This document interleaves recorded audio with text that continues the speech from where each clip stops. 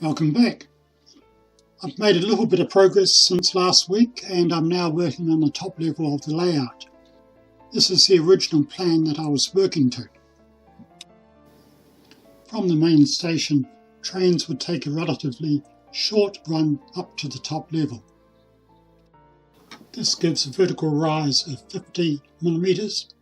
Hills would be on the left to cover that rise and to cover the hidden sidings, and various town buildings would form a backdrop to the branch station.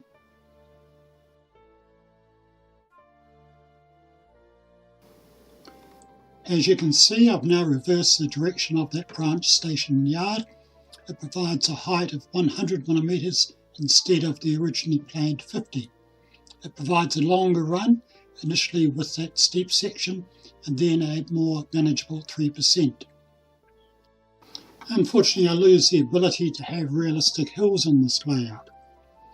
To provide a scenery break between the main station and the upper level, I can probably just squeeze one row of very skinny buildings. My main city area is now going to be in front of the branch station, which will partly obscure it. It will require careful placement of buildings. I will now need some steep embankments, but hey, this is Japan, so anything's possible. Some careful design was needed for this short length of track. So this inside track had to climb sufficiently so it could cross over the middle track around the corner in the vicinity of the subway station. As you can see, it's a fairly hefty grade to get up there. So that it didn't fail trains running on that middle track, it had to curve and stay on the inside of it until it had that vertical separation.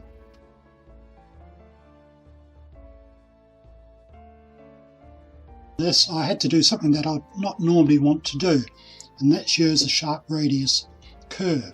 This one from memory was 243 millimeters.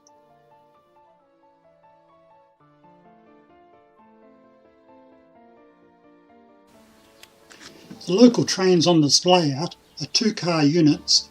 These are manufactured by Kato and were released this year. These ones are all DCC compatible. For me, it's always been the norm that both wheel sets are driven by the motor, but I noticed that on these models only one wheel set is driven. The other is free running, although it does have power pickups. I wonder if this is how Kato are going to do things in the future. No doubt it's a cost-saving measure, although possibly it's to facilitate the use of DCC conversion. Now, I'm sure that these run perfectly well on flat terrain and gentle gradients, but for me I would tend to use models on a fixed layout which incorporate hills, and some gradients on those might be a little bit on the steep side. For that, I would want to see both wheel sets being driven. Let's give them a quick test.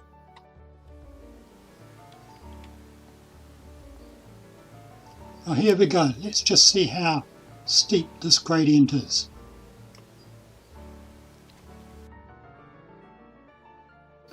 Well, at this point here, it tops out at 6.5%. That's a challenge for any tram, especially on a curve. We'll start off with a very low speed setting.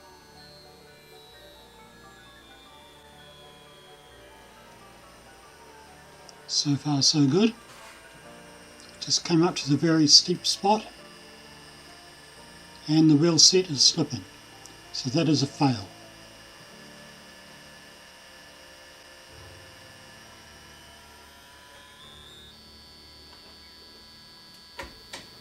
Now this doesn't have a DCC chip in it yet, so the noise that you hear is it running in analog mode.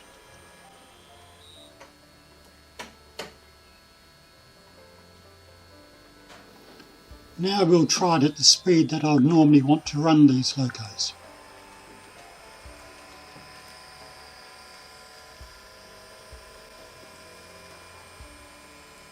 Yeah, only just making it, but I'm not happy with that.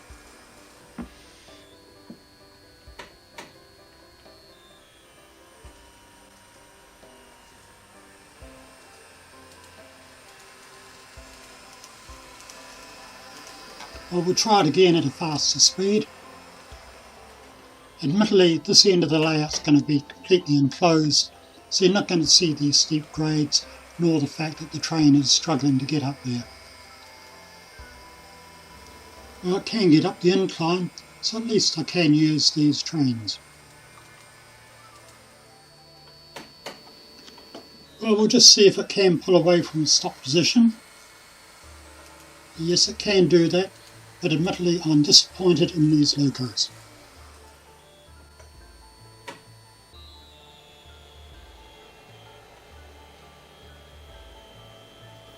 Now take a look at this.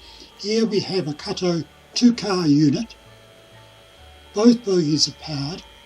Now it was also released this year, but it's not marked as DCC compatible. Even at low speed it gets up this hill with no effort at all. This is what I expect from these models.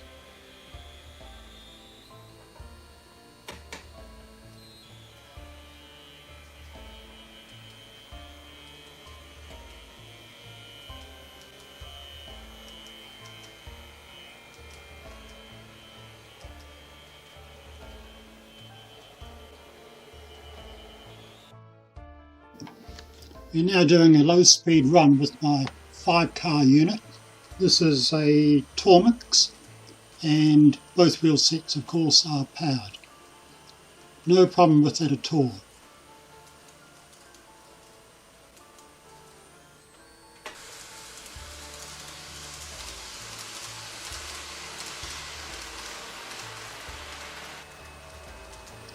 I'm now testing a Kato 7-car unit.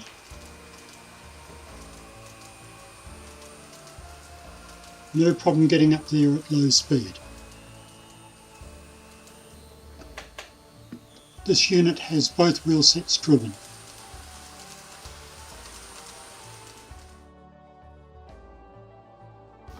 These tests have really highlighted the poor performance of Kato's new models.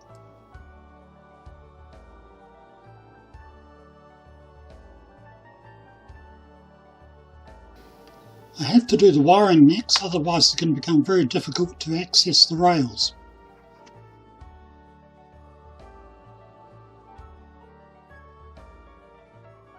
Here you can see the 3% gradient. All of these trains will manage this quite nicely.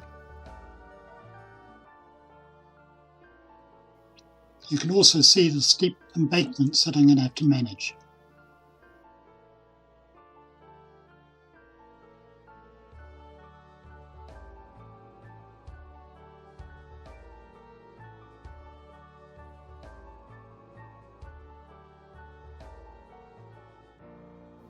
Here we have the view from the main station.